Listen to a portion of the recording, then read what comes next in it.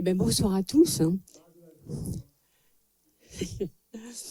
Et merci d'être là, d'être restés pour cette dernière table ronde sur la construction d'une économie robuste, soit pour l'entreprise, le territoire ou l'écosystème. Donc, nous avons ce soir deux entrepreneurs très, très engagés. Un qui est engagé dans le vivant et dans la diversité, Michel Meunier, qui est fondateur de Janus Group et qui est l'ancien vice-président du CJD, c'est-à-dire des centres de jeunes dirigeants. À côté de moi, Cyril Guessot, qui est entrepreneur social.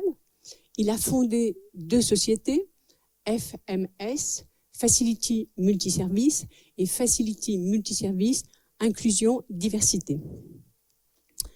Donc, mes chers amis, la première question, c'est, Michel, on va commencer par toi, sur tout ce qui est le vivant. Comment est-ce que tu définis, toi, une économie robuste avec ta logique du vivant, de la vie, de la diversité ? Quelle vaste question. Alors, merci beaucoup pour l'invitation. Merci à Didier. Je vais demander juste à Didier, pour ses prochains sommets, d'éviter de discuter avec notre lama du jour, parce que quand elle lui dit « je fais 14 heures de méditation par jour », il imagine que tout le monde, tout individu normal, peut faire 8h, 22 heures d'affilée comme ça, sans problème, avec des tables rondes, des réunions, des poètes. Ah, c'est juste inhumain pour un sommet de la bienveillance. C'est une blague, hein. Ceci étant dit, à la question, oui, comment je vois ça, moi, de ma vision. D'abord, je vais la voir de ma vision de père de 6 enfants, de grand-père de 2 petits-enfants, sur quelle planète allons-nous leur laisser. C'est vrai que je milite depuis maintenant une quinzaine d'années sur un sujet qui me tient à cœur, c'est comment on peut mettre dans nos entreprises l'économie au service du vivant. Et quant à la question sur la robustesse, je paraphraserai ce dont à quoi nous appelle Olivier Hamon, c'est-à-dire comment on peut changer de modèle de mesure de la performance de l'entreprise pour passer de la performance à la robustesse. Et ce qu'il dit très bien, c'est que quand on regarde le fonctionnement du vivant, c'est le vivant n'est pas performant. Le vivant est imparfait et le vivant n'a pas cette problématique de la performance, c'est pas son sujet. Son sujet est le sujet du vivant depuis que la vie existe, depuis quelques milliards d'années, contrairement à l'homme, c'est d'être durable et de s'adapter à toutes les situations. Si on regarde par exemple la fonction de la photosynthèse sur les arbres, c'est 2% de performance.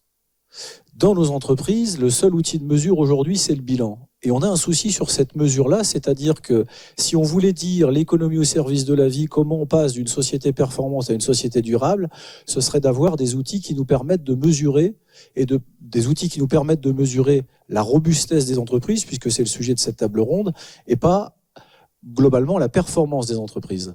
Et donc il y a un sujet de fond qui est clair, c'est que le seul outil de mesure aujourd'hui qu'on a pour mesurer l'entreprise, c'est le bilan, c'est-à-dire un état financier. Il va falloir changer d'outil pour aller chercher un outil de robustesse, et l'outil de mesure de la robustesse des entreprises, ce sera d'élargir la comptabilité à ce qu'on appelle la comptabilité intégrale ou la comptabilité universelle ou la triple comptabilité, c'est-à-dire être en capacité de pouvoir mesurer autre chose que ce qu'on sait mesurer, c'est-à-dire uniquement la performance économique. Donc il va falloir aller sur cette idée de l'économie au service de la vie ou de mesure de la robustesse vers des outils, et ils existent. Il y a des modèles de comptabilité qui existent, on les expérimente depuis 4 ans, pour aller au-delà de ce qui existe aujourd'hui sur la performance extra-financière, mesurer de façon économique, c'est-à-dire en monnaie sonnante et trébuchante, comment l'entreprise assure sa performance sociale, c'est-à-dire comment elle mesure son capital humain, mais aussi son capital sociétal, c'est-à-dire la performance de l'entreprise sur son territoire, puisqu'une entreprise ne se développe pas dans le désert, et enfin, quelle est sa performance à l'environnement. Tant qu'on ne change pas d'outil de mesure, on ne pourra pas passer d'une économie de la performance à une économie de la robustesse, parce qu'on continuera à mesurer la seule élément qui a changé depuis les années 70, c'est-à-dire la seule mesure de la rentabilité du capital investi qui sert l'actionnaire. Et donc, il va falloir élargir ce type de mesure. Donc voilà, c'est mon premier niveau de réponse.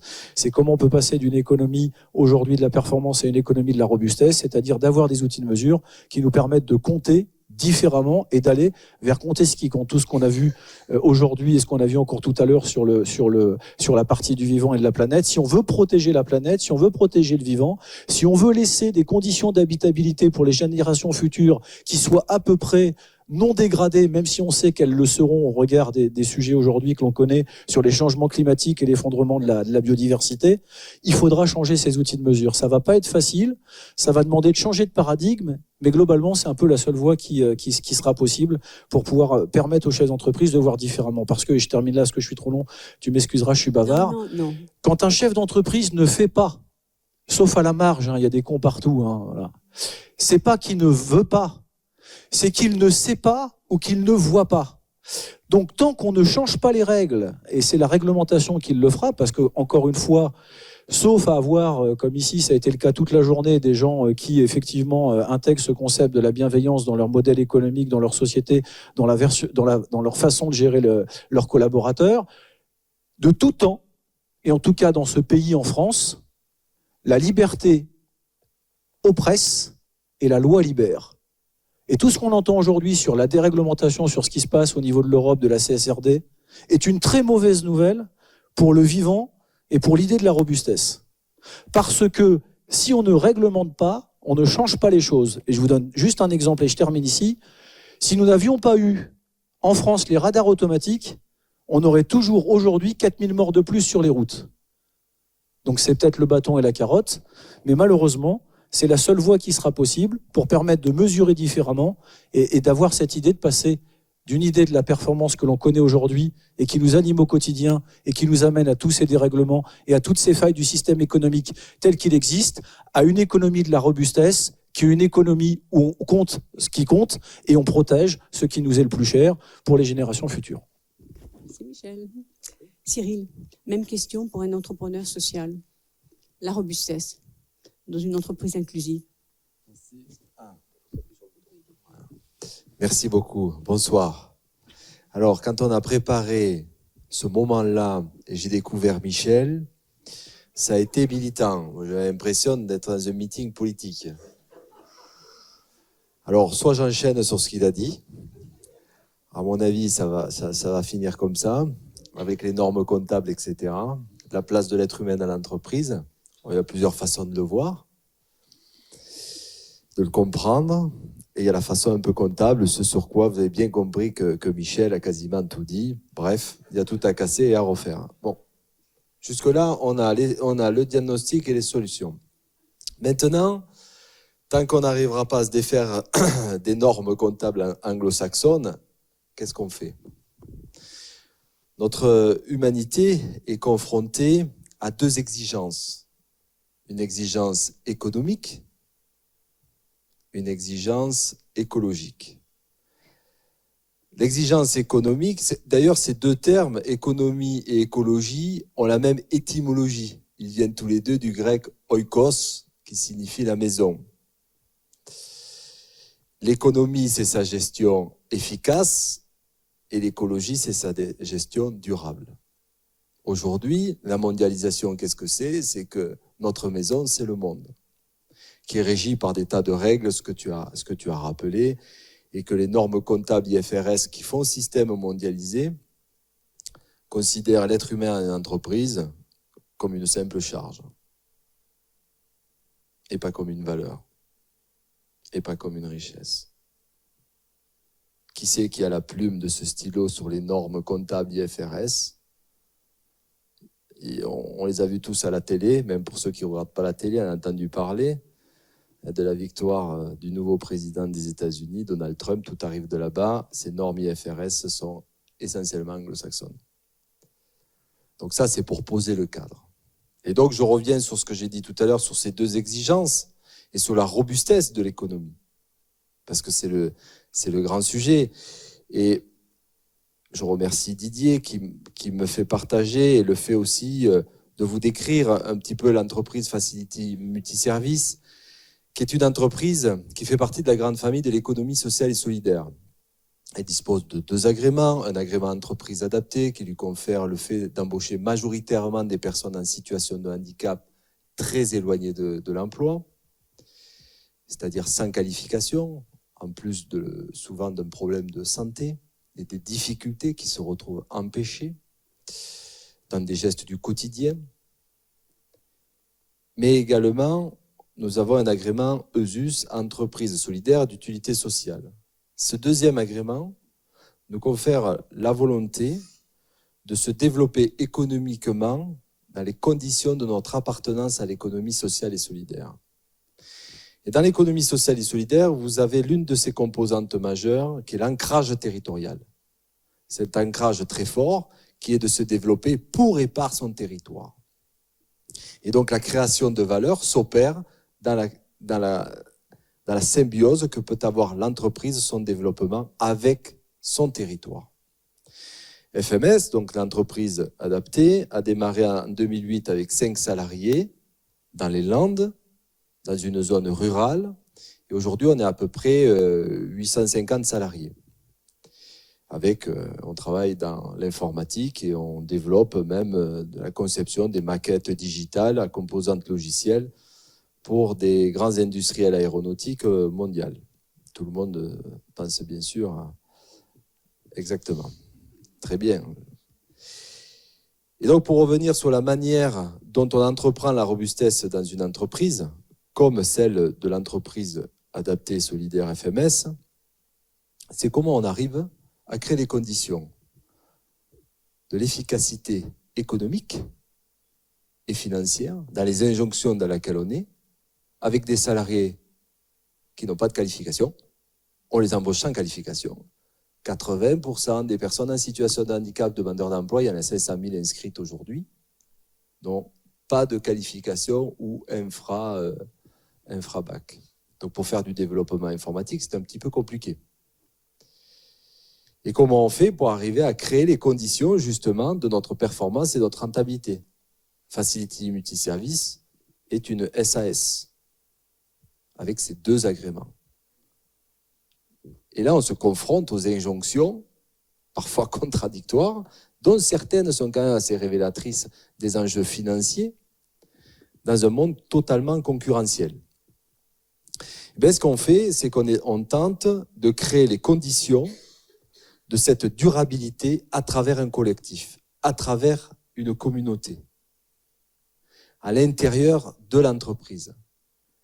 Et c'est une communauté qui fait système, et ce sont des êtres humains qui, à l'intérieur de cette entreprise, se coalisent, créent les conditions de la coopération pour arriver à un résultat. Et donc, à l'intérieur de cette dynamique, nous avons l'obligation de cultiver la bienveillance. Car l'ensemble des salariés sont fragiles. Ça ne fait pas de doute. 60% des salariés de l'entreprise proviennent d'autres entreprises. Souvent, les personnes ont été malheureusement licenciées pour impossibilité de reclassement suite à une inaptitude. D'autres usines d'ailleurs locales. Et c'est bien parce que justement on a cet enjeu sociétal de proximité avec des salariés qui sont en souffrance, en devenir. Vivre sans exister est la plus cruelle des exclusions, dit Charles Gardou. On peut être soigné par tous et mourir d'exister de personne. On se sent exister lorsqu'on appartient à un groupe. On se sent exister lorsqu'on se sent utile à ce groupe. Le travail est un facteur d'utilité. Et là, vous avez 2 logiques dans les territoires. La logique de l'allocation, par exemple pour les personnes en situation de handicap, ça peut être l'allocation adulte handicapé, qui dit essayez de survivre.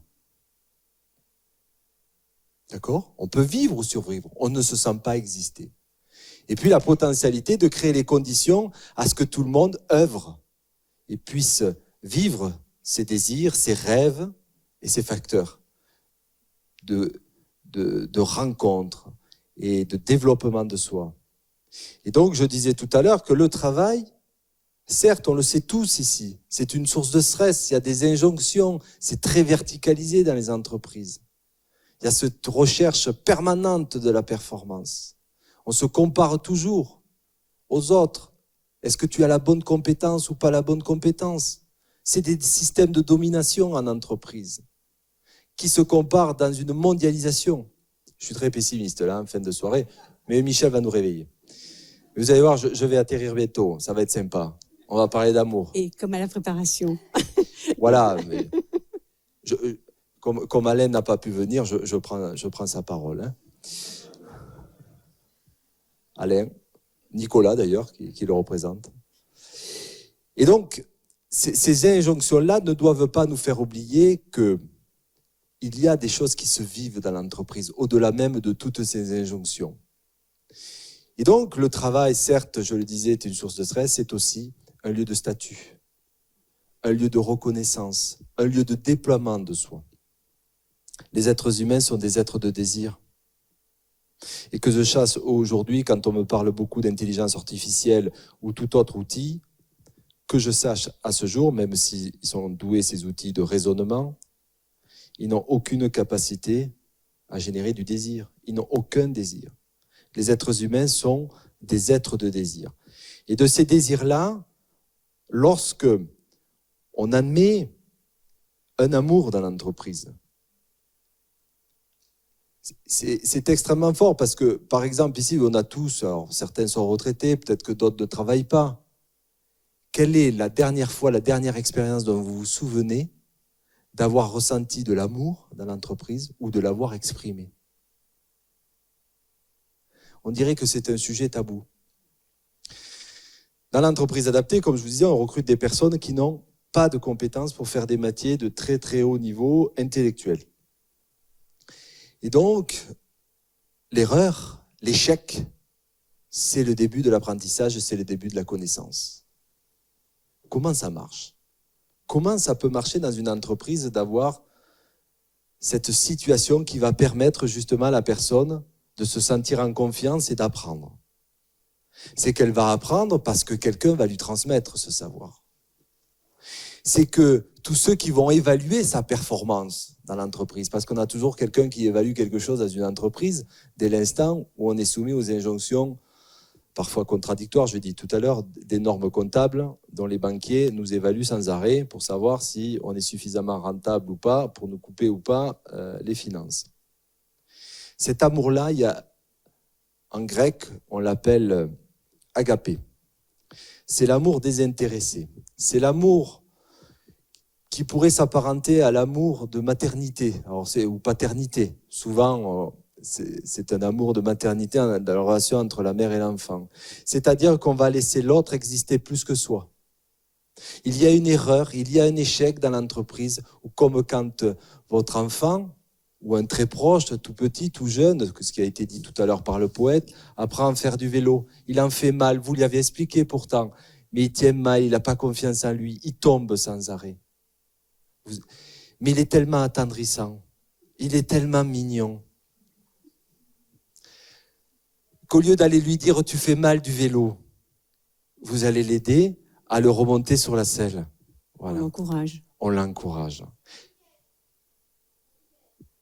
Alors Philae, c'est l'amour d'amitié. Vous avez Eros et Agapé. Bon. Oui, mais c'est celui-là, c'est l'amour désintéressé, c'est la générosité ou l'amour de charité. Oui, ça c'est l'amitié. Bon bref, mais de toute façon, hein, je vous renvoie aux douces lectures et aux synthèses d'André Consponville et tant d'autres, mais peu importe, l'idée même, c'est de laisser la capacité à l'autre, à la rencontre de l'autre, de l'exister plus que soi pour qu'il apprenne. Et ces temps-là en entreprise sont très complexes. Et donc, ce qu'on a réussi à faire chez Facility Multiservice, c'est d'organiser tout ça, d'investir dans le capital humain, dans le capital compétence, pour que justement cette transmission de savoir se fasse en toute confiance. Et donc, l'erreur, c'est le début du savoir. Cet échec permet de créer les conditions de cette réussite et de cette efficacité collective. Alors, pour arriver à mettre en place cet écosystème et cette robustesse qui est recherchée dans ce qu'on appelle l'efficience. L'efficience, c'est le rapport entre les moyens et les résultats obtenus. Il a fallu qu'on mette en place toute une manière éthique de travailler ensemble. 4 valeurs, 8 savoir-être qui sont appréciés tous les trimestres. Appréciés dans un dialogue. Est-ce que tu es solidaire, tu n'es pas solidaire? Avec des exemples clés. Est-ce que tu es responsable, tu n'es pas responsable? Est-ce que tu t'adaptes? Est-ce que je m'adapte? Est-ce que l'entreprise s'adapte? Parce que la relation de l'handicap, qu'est-ce qu'un handicap? C'est la relation entre sa déficience. Vous voyez, je porte des lunettes. Beaucoup de personnes dans la salle portent des lunettes. Tant qu'ils ont les lunettes, ils ne sont pas en situation de handicap. Dès que vous enlevez vos lunettes, vous allez être empêché, vous allez avoir une déficience. Et si vous voulez lire ça, bon, c'est écrit très gros quand même, hein, là, faut vraiment consulter. Si vous enlevez les lunettes et que vous n'y arrivez pas, vous remettez les lunettes. C'est une déficience. Et alors que je parle déficience. Et tout ça n'est possible que si on arrive à organiser un collectif. Et le dernier point que je souhaitais souligner par rapport à ça, c'est comment on évalue justement ce phénomène-là. Ce phénomène d'un collectif qui cultive cette bienveillance pour donner confiance en l'autre. Vouloir le bien, c'est pas forcément faire le bien. C'est pas la bienfaisance. C'est que derrière, on va cultiver aussi un autre sujet qui est extrêmement puissant dans l'entreprise et qui marche très fort, sur lequel on l'a parfois oublié dans certaines entreprises. C'est la joie. Être cause de la joie de quelqu'un, c'est lui faire du bien. Et moralement, c'est bon. Et on n'est pas dans des mystères incompréhensibles. On est dans la simplicité de vivre. Et quand vous venez chez FMS visiter, vous avez tout le monde qui a le sourire aux lèvres. Alors que la grande majorité des personnes que vous croisez sont en situation de handicap et portent des souffrances. Et cette joie-là est révélatrice. Que dit le philosophe Spinoza sur la joie? Il dit que tout symbole de la joie, toute joie, est signifiante d'un accroissement de sa puissance d'agir, de faire. Libérer la puissance d'agir. Libérer les énergies. Que chacun prenne sa part, que chacun laisse l'autre exister plus que soi. Vous allez voir la difficulté que c'est d'arriver à faire de l'altruisme une réalité dans le travail. C'est de ça qu'il s'agit. C'est comment je m'interroge dans le quotidien tout en étant attentif à l'autre pour laisser l'autre exister plus que moi. Comment on fait ça dans des systèmes très verticalisés? Comment on fait pour interagir avec tout le vivant? Et pour rendre une économie robuste, pour faire en sorte à ce que l'humanisme soit l'horizon éthique indépassable de notre temps. Que tout progrès qu'on mettrait en place comme l'IA générative dont tout le monde parle, on en fasse un progrès émancipateur et que s'il n'est pas émancipateur, alors on y fait échec. Comment on pense toutes ces choses-là dans l'entreprise? Et bien sûr, j'ai essayé de vous renvoyer la chose.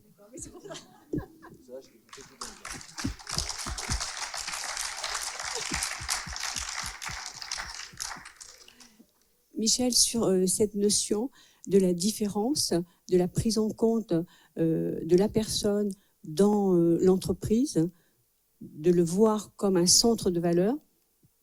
Oui, peut-être revenir à la question, et tu en as parlé, du capital humain. C'est assez marrant cette notion de capital humain. Parce que si réellement on pilotait le capital humain dans l'entreprise, on aurait des directions de capital humain. Qu'est-ce que nous avons? Des directions des ressources humaines. Et je vais revenir à ma marotte, l'économie au service de la vie. Qu'est-ce qu'on fait quand on a des ressources? Eh bien, on les épuise. Et qu'est-ce qu'on fait avec les hommes et les femmes qui composent l'entreprise? On passe notre vie à les épuiser.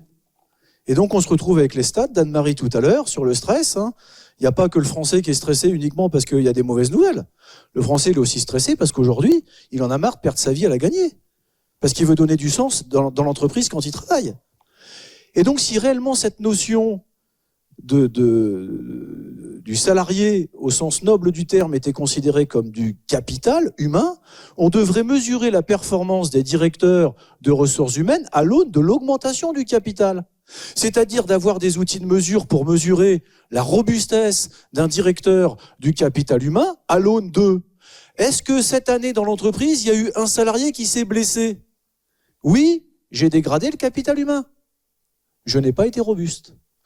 Est-ce que dans mon entreprise cette année, j'ai un salarié qui a eu un accident du travail? Oui, je n'ai pas eu la capacité de prendre soin, donc d'être robuste sur cette mesure du capital humain. Sauf que, comme ça a été dit, le seul souci, on revient à l'économie, que l'on met devant tout, et la finance encore en avant. On nous fait croire et on nous ment depuis 30 ou 40 ans, à nous faire croire que la seule finalité de l'entreprise, c'est de gagner de l'argent. Sauf que nenni, ce n'est pas une fin, c'est un moyen. Car si vous et moi, nous nous arrêtions 10 minutes de respirer, à votre avis, qu'est-ce qui va nous arriver? Je vous écoute, hein.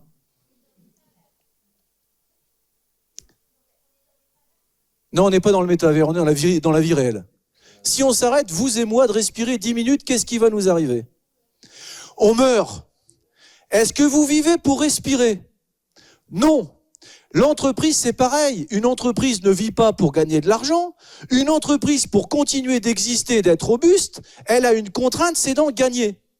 Et donc la vraie question, et moi ce qui m'anime, c'est par exemple aujourd'hui, le fait qu'on soit devenu société à mission avec une raison d'être. Ce qui nous anime donc dans la performance ou demain la robustesse de la mesure de l'entreprise pour mettre la place alors j'aime pas ce mot homme parce que je suis une marotte là-dessus, mais bon. Voilà, vraiment, la capacité qu'on aurait à pouvoir se projeter demain pour mesurer, ce serait d'élargir aussi le fait que la mesure du capital humain ne se fasse pas qu'à l'aune simplement du corps social. Combien d'entreprises qui se gargarisent sur des politiques RSE font travailler un tas de sous-traitants en périphérie ou de l'économie d'abord première, puis l'économie secondaire, puis l'économie tertiaire, et ce qu'on appelle demain l'économie quaternaire, a fait qu'aujourd'hui des entreprises du tertiaire ou des entreprises industrielles avant possédaient eux-mêmes leurs propres salariés pour faire le ménage, faire la sécurité, nettoyer les locaux, services informatiques, à sous-traiter avec ce mot absolument détestable qui est le sous-traitant, qui est celui à qui on va donner des trucs qu'on n'a pas envie de faire chez nous. Combien de grands groupes et de grandes entreprises françaises qui se gargarisent avec des rapports RSE, du greenwashing, du social washing et parfois même du fiscal washing, à nous expliquer qu'ils mettent cette place-là importante pour leurs propres collaborateurs. Ok, mais il faudrait élargir à l'ensemble des parties prenantes. Ça veut dire qu'il faudrait mesurer dans cette entreprise ce qu'elle fait aussi. Et c'est pour ça que j'aime aussi ce qui se passe aujourd'hui sur la CSRD qui arrive à l'échelle de l'Europe dans la capacité de venir dans l'entreprise, c'est qu'il y a quelque chose qui s'appelle la chaîne de valeur. Et quand il va falloir élargir la mesure de la robustesse, il va falloir élargir aussi la responsabilité de l'entreprise. Il va falloir que la RSE devienne la responsabilité sociétale élargie et sortir des limites et du seul périmètre de l'entreprise pour aller regarder comment l'entreprise se comporte avec l'ensemble de ceux qui, de près ou de loin, ont une interaction avec l'entreprise, qu'elle soit économique ou pas, y compris, bien sûr, vous l'avez compris, sa propre performance ou sa propre robustesse vis-à-vis des dégradations qu'elle a sur ce qu'elle utilise du vivant. Alors, l'entreprise est un acteur dans le territoire.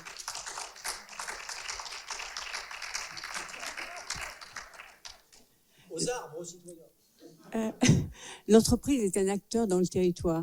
La coopération, elle se fait comment? Avec les acteurs du privé et avec les acteurs du public sur le territoire. Tout à l'heure, pour dire quelques mots, tout à l'heure, je parlais de symbiose. Sur cette symbiose-là, en fait, c'est d'arriver à harmoniser la manière dont on va se développer, suivant nos valeurs, avec justement l'ensemble des parties prenantes. Donc, pour montrer un exemple avec les collectivités publiques, dont la région, je citais tout à l'heure Alain Rousset, parce que la région et les EPCI ont la compétence du développement économique. Avec eux, c'est de travailler sur justement les règlements d'intervention incitatifs pour accompagner le développement, les investissements, en lien justement avec nos valeurs et nos objectifs. Donc ça va être par exemple des incitations, le programme, alors je ne vais pas faire de la publicité pour Alain, mais son programme Néoterra qui vise très justement aujourd'hui à inciter uniquement des investissements en lien avec des enjeux de la transition écologique ou énergétique. Et donc aujourd'hui, il faut qu'on arrive à trouver les moyens justement de rentrer dans ces zones-là pour essayer justement de créer les conditions de répondre à ces exigences pour bénéficier de ces aides-là. Et donc la condition, c'est d'avoir ce respect-là. Et on a des moments où on peut co-travailler ensemble pour rédiger ces règlements d'intervention. Ensuite, avec les partenaires privés, effectivement, tu t'as dit, Michel, cette chose qui est totalement vraie sur la manière dont l'emploi s'est transformé jusqu'à l'ubérisation. Donc, on est passé par la sous-traitance, puisqu'il n'y a plus personne qui veut arriver à gérer, faire des usines sans être humain, par exemple, c'est ce qui avait été dit, ou même être un industriel sans usine en France. On en revient aujourd'hui. Et c'est vrai que ça a créé pas mal de chocs. Donc, là aussi, c'est d'essayer de créer des constellations tout intégrées pour qu'on puisse travailler ensemble. Et les pouvoirs publics peuvent mettre en œuvre des systèmes, justement, sur, par exemple, des lieux d'initiative comme des technopoles qui peuvent porter des enjeux de recherche et d'innovation territoriale, sociétale, pour porter des sujets communs, nous aider à travailler, à faire de la recherche et développement et travailler en symbiose sur des sujets totalement communs, que ce soit dans des buts sociétaux ou environnementaux.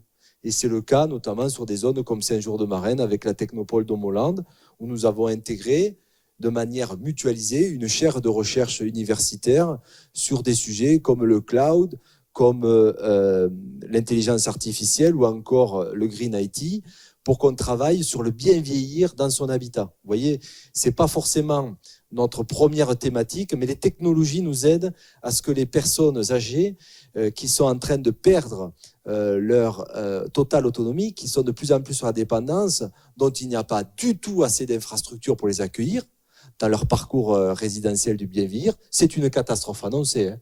Et là, je peux vous dire que tout le monde regarde ses souliers parce que personne ne veut envisager ce qui va se passer en 2050 dans notre pays, hein, sur la dépendance. Hein. Et donc, c'est comment on va faire, ou peut-être avant dans certaines zones, c'est comment on va faire pour essayer à ce que les personnes puissent vieillir le plus dignement chez elles. Voilà, parce que comme on a du desserrement familial, qui est l'un des sujets majeurs dans les Landes, le desserrement familial, hein, c'est-à-dire les enfants qui partent plutôt, les couples qui se déchirent, etc. C'est à peu près 88% de toutes les demandes de logements sociaux. Desserrement familial. Les enfants quittent les territoires, les parents vieillissent sans forcément d'avoir de communauté, tout évolue très vite, ça crée beaucoup de difficultés.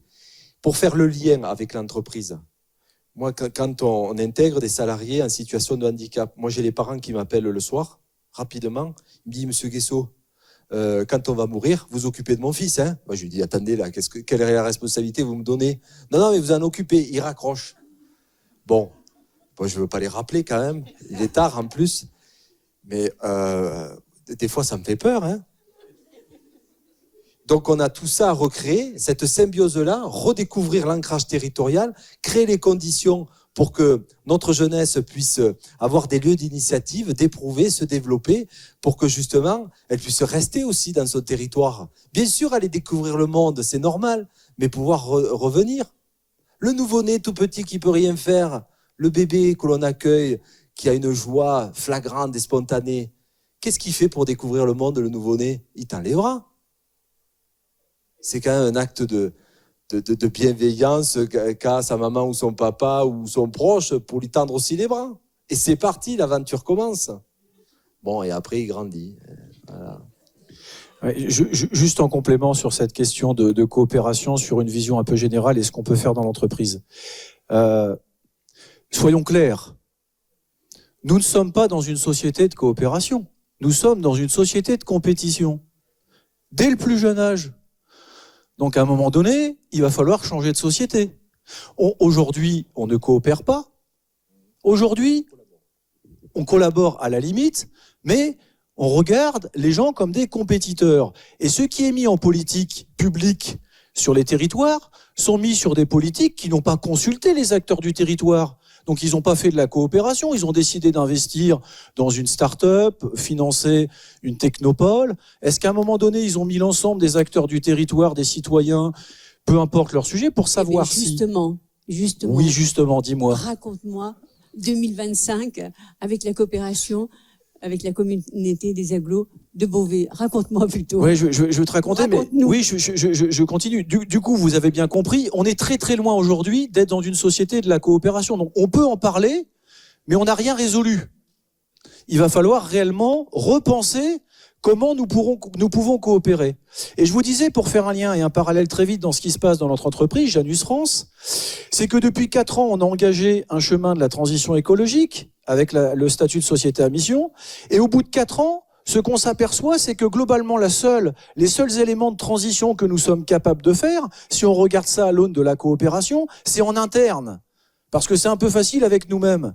Alors je dis pas que c'est facile de bouger les lignes et modifier les collaborateurs. D'ailleurs, on a dû faire 11 jours de formation à la transition écologique l'année dernière, parce que notre organisme technique indépendant qui questionnait les salariés sur comment ils voyaient la vision et la transformation de l'entreprise, disait: le patron, vous êtes là, l'entreprise, elle a une vision comme ça, mais les salariés, ils sont là. Donc il faut les mettre à niveau. Donc même la coopération interne, c'est un vrai sujet.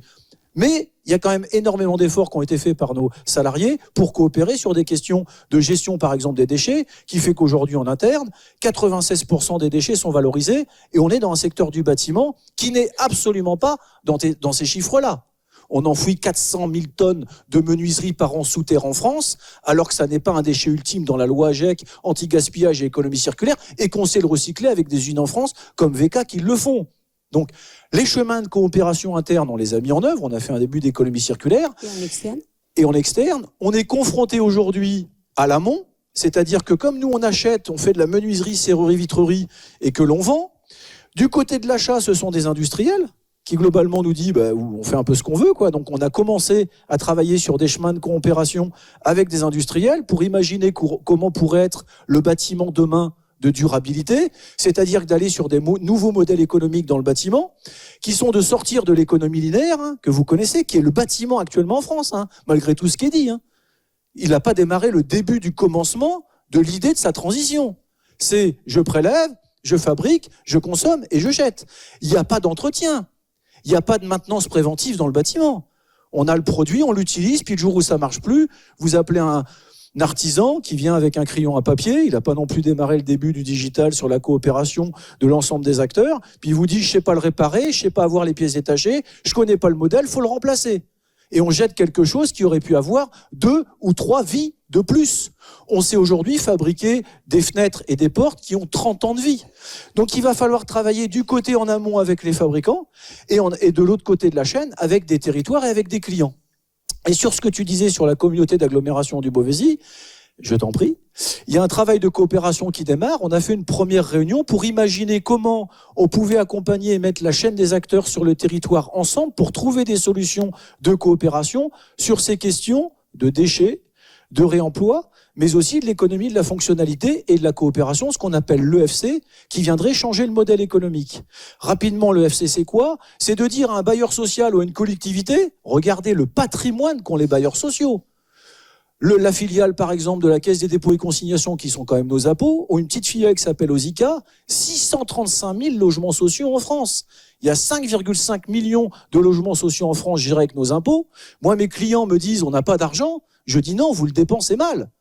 Parce que vous n'avez même pas la notion de votre patrimoine, vous savez même pas ce qui est mis sur votre patrimoine, vous n'avez même pas la digitalisation de votre patrimoine.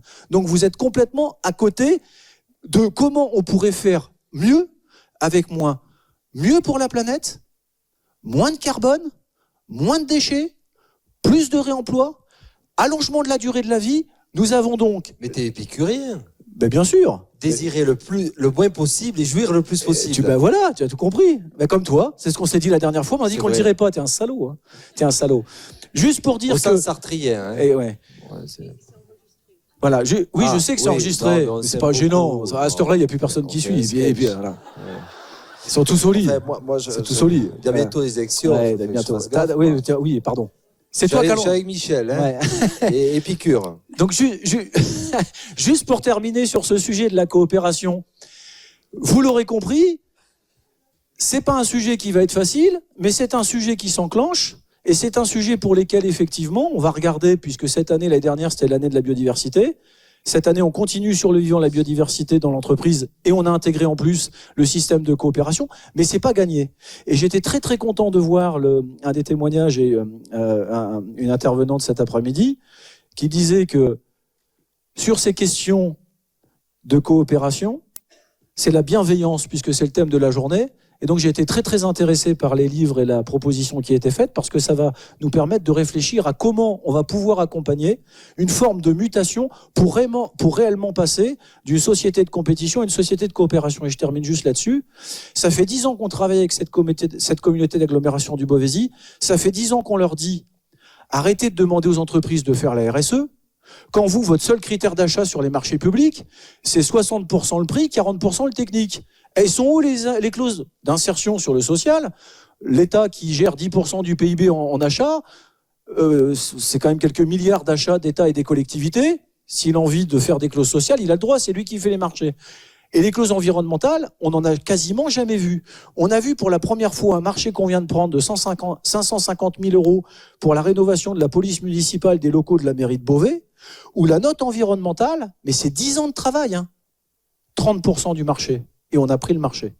Donc il y a quand même des espoirs de se dire que la coopération, ça va être long, ça va être compliqué, parce qu'on est sur la conduite du changement, et on sait bien que nul n'a jamais changé quiconque, sauf lui-même, et il y a déjà du boulot. Donc on ne peut pas imaginer changer les autres, on peut juste imaginer regarder comment nous serions en capacité, en coopération, en intelligence collective, de regarder comment chacun peut cheminer vers l'autre en comprenant ses difficultés, de manière à ce qu'on trouve ensemble des chemins. Encore une fois, pourquoi ? Pour servir le bien commun, l'intérêt général, c'est-à-dire d'émettre moins de CO2 sur les problématiques de changement climatique d'une part, et d'arrêter l'érosion de la biodiversité pour laisser encore une fois à nos enfants et à nos petits-enfants une planète à peu près vivable. Donc changer pour durer et non pas changer pour changer. Exactement. Merci.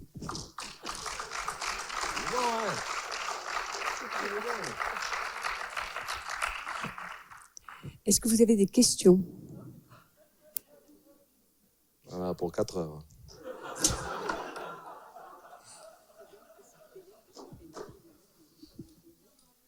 Alors, moi, je voudrais vous dire que, en fait, il faut parier sur les enfants, sur l'éducation des enfants, la bienveillance, toutes ces valeurs humaines, ces valeurs nobles.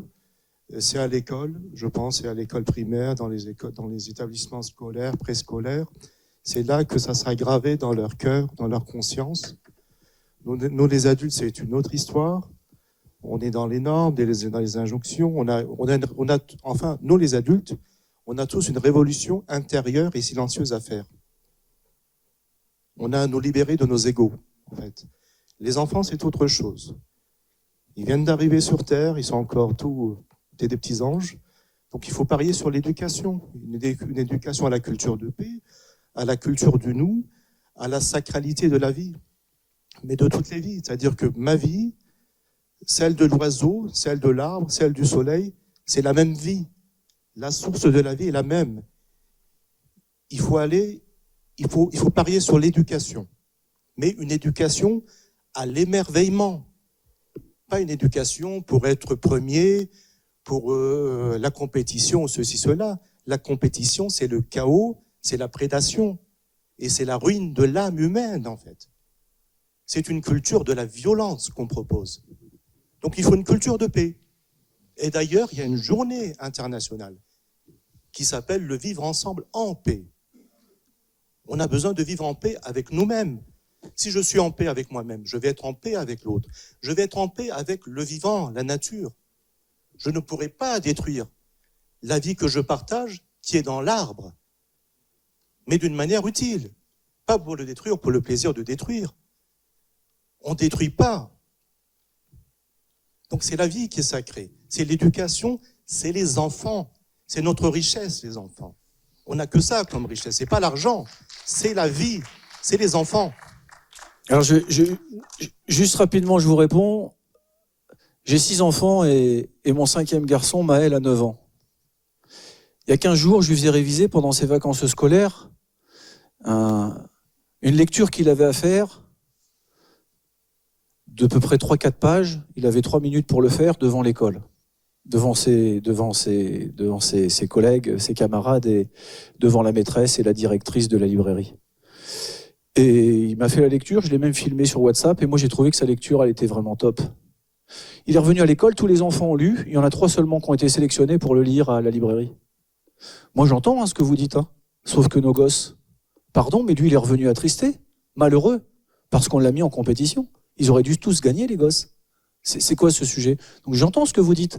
Sauf que la réalité aujourd'hui dans l'éducation, à 9 ans, il est dans la compétition, il revient attristé. Franchement, si je vous envoie sur WhatsApp les 2 minutes et demie de sa lecture, enfin, je veux dire, il a 9 ans. Donc si on les brise dès le plus jeune âge, dans un système de compétition, sur 2-3 pages de lecture en 2 minutes et demie, qu'est-ce qu'on va leur donner comme modèle pour demain? Je suis d'accord avec vous, hein, sauf que la réalité, elle n'est pas là. On est encore à l'école aujourd'hui, dans la compétition.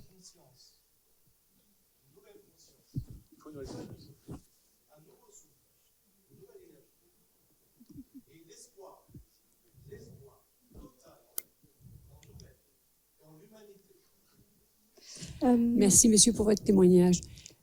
Bonjour. Il y a une question. Je souhaitais juste parler du droit public des achats qui empêche un peu cette transition écologique et sociale parfois. Oui, excusez-moi, je ne sais pas si vous m'entendez. Oui. Je parlais du coup du droit public des achats qui empêche un peu cette transition écologique et sociale. Et donc, je ne sais pas si vous avez été confronté à ça dans vos démarches au niveau, quand vous répondez aux offres, aux appels d'offres, par exemple. Cyril? Juste 30 secondes, puis après je te laisse la parole. On avait, en juin dernier, on a fait une journée sur la biodiversité avec tout notre écosystème. Donc on a réuni une 50aine de personnes, clients, salariés, fournisseurs. On avait une collectivité à côté qui s'appelle Verdun-Nalat, qui a fait les chemins de la biodiversité. On a été faire.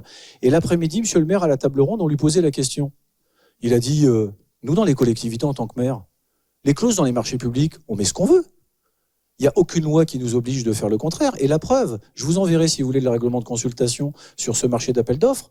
Si une collectivité, une ville, qui est la première ville du département de l'Ouest, s'appelle Beauvais, qui est la ville-préfecture, fait un marché de rénovation dans le bâtiment où elle met 30% sa clause environnementale, c'est qu'on est possible de le faire. Après, je comprends que la conduite du changement, elle est compliquée, et on peut être dans un système où on dit ceinture, bretelle, on veut pas changer, on est contraint, etc.